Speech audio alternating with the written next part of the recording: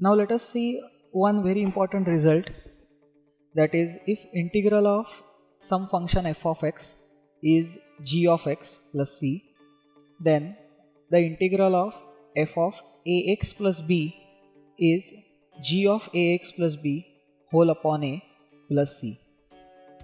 So what this rule is saying is that if we know that integral of some function f of x is g of x, alright. So here we observe that the function is of the single variable which is x. Now if that is the case, then if the function is replaced in such a way that instead of x we have a linear expression in x, that is ax plus b, where of course a and b are some constants.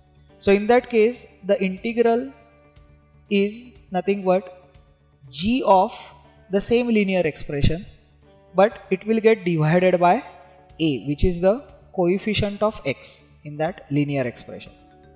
So in a way this result is very helpful, because if a function is of some linear expression of x, we can directly use the formula which is similar to the original integral, but the care has to be taken that we have to divide by the coefficient of x, right? Now let us do few sums based on this so that this idea will be clear. Here we have to evaluate 2x plus 3 the whole square. Now if you compare this with the integral x square, that is, in both of the cases the function f is basically the square function, isn't it? The only difference is that in this second simplified example we have the square of just x, whereas in the actual question we have the square of a linear expression in x.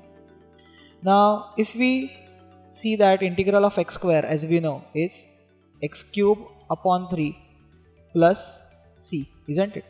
So therefore on similar lines we can write first of all the integral of 2x plus 3 the whole square as 2x plus 3 the whole cube upon 3, isn't it? But if you remember, we have to also divide by the coefficient of x, so therefore we must divide that particular answer by 2. So therefore 2 will go of course in the denominator and plus c. So therefore finally we get the answer as 2x plus 3 the whole cube upon 6 plus c. So this is how we use that result. Let's see one more sum. Here we have to integrate cos of 3x plus 1. Now once again, on high level the function that we are talking about is the cosine function. If it were the cosine of just x, which is the variable of integration, then we would have straight away said that its integral is sin x, as we know from the list of standard formulae. But instead of x, here we have a linear expression. So therefore here the answer would be sine of 3x plus 1, because integral of cos is sine, but it has to be divided by the coefficient of x, which is 3. So therefore it will get divided by 3 plus c. That's the answer. Right?